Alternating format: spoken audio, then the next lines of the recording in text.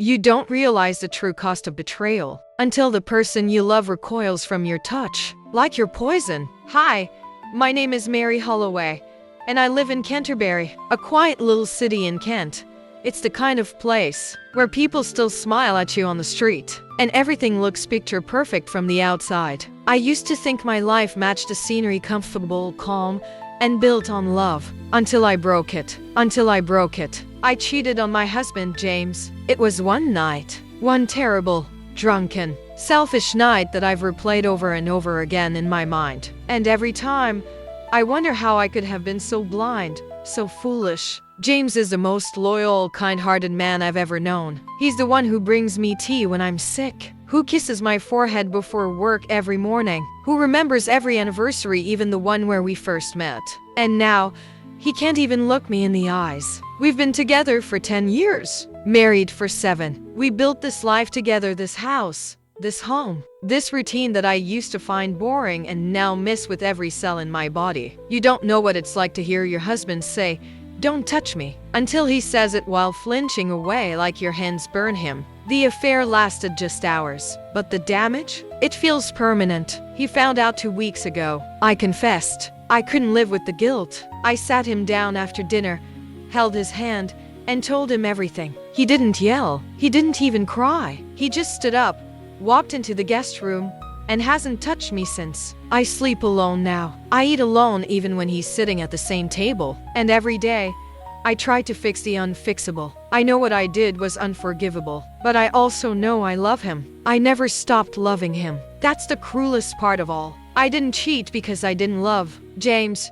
I cheated because I didn't love myself. And now I don't know how to make him trust me again, or if he ever will. It didn't happen because I was swept off my feet. It happened because I was falling apart inside. And I let someone else notice before James did. It was about 3 months ago, long before I confessed. James had been working extra hours, trying to earn enough for the renovation. We talked about finally turning the attic into a home office. I should have been grateful, but I felt invisible. We barely talked. We barely touched. We went to bed at different times, woke up in silence, and I let myself believe that meant he didn't care anymore. Looking back now, I see how stupid that was. He was tired. He was stressed. He was trying to provide. But back then, all I could think was, he doesn't see me anymore. And then came Aaron. I met him at the gym. He was just another regular face at first. Older than James, more direct. He made me laugh. One day, we ran into each other at the cafe next door. Coffee turned into a conversation. Conversation turned into something else. It wasn't love. Not even close. It was validation. Temporary, dangerous validation. That night, James had canceled our dinner plans because he had to stay late again. I was already dressed, already irritated. Aaron messaged me, saying he was nearby, and I didn't even hesitate. That's the part that haunts me. How easy it was to say yes to something I knew would ruin everything. It was one night, just one, in a hotel room I barely remember. There was no romance, no magic. I cried in the bathroom afterward, staring at myself in the mirror like I was looking at a stranger. I went home to James like nothing happened. He kissed me goodnight, told me he loved me, and I wanted to scream. I carried that guilt for weeks. Woke up sick every morning. Couldn't even touch him without wanting to break down. And when I finally told him the truth, something in his eyes just went dead. I ruined everything for nothing. And now, even though the affair is over, the consequences are everywhere. In the way he avoids me, in the silence between us, in the cold sheets on his side of the bed. After I confessed, I thought the worst was over. I thought crying in front of him, begging for forgiveness, sleeping on the couch for 2 weeks, that would somehow soften the blow. It didn't. James didn't yell. He didn't call me names. But his silence, his distance, that was worse than any screaming match. He moved through the house like a ghost, not slamming doors or throwing things but closing drawers gently, setting down his mug carefully, like he was holding in a storm just to avoid giving me more of himself. I started therapy the next day. I wanted him to see I was serious, that I was willing to do the work. I told him, "I'll do anything to fix this." His answer, "I don't think it can be fixed." That crushed me, but I didn't stop trying. I left him notes, cooked his favorite meals, washed his car, did the laundry, folded his shirts exactly how he likes them. Every little act was a silent apology, but they all landed like dead weight. He wouldn't let me touch him. Not a hug, not a hand on his arm.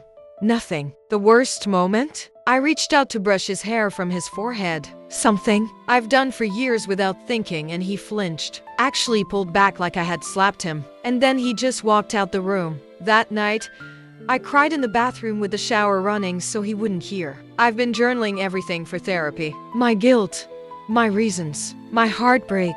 I even wrote him a letter 12 pages long. I left it on his pillow. The next morning, it was gone, but he never mentioned it. I don't even know if he read it. I thought love could survive anything. I thought our love could. But now, I'm wondering if it even matters that I regret it, that I'd do anything to undo what I did. Because forgiveness isn't just about remorse. It's about the other person choosing to believe in you again. And I'm terrified James won't ever choose me again. It's been 46 days since I told him the truth. 46 mornings waking up to the sound of his footsteps, not his voice. 46 nights listening to him breathe on the other side of the wall, wondering if he's crying quietly the way I do. We still live under the same roof. We still say the basic things. Can you pass the salt? Did the package arrive? But everything else is gone. The laughter, the warmth, the way he used to pull me into his chest at night and whisper, "You're safe with me." Now, I feel like a stranger in my own home. He's not yelling, he's not leaving, but he's not living here either. Not really. James is just existing, like he's waiting for something to break completely before he walks away. And I'm scared it's me. The other day, I asked him if he still loved me. I didn't expect a big speech. I just wanted something, a sign, a thread to hold on to. He looked at me for a long time. Then he said, "I don't know." And that hurt more than any no ever could. Because I don't know means the door is still cracked open. It means I still have hope. And hope is torture when you're the one who burned it all down. I don't blame him. I really don't.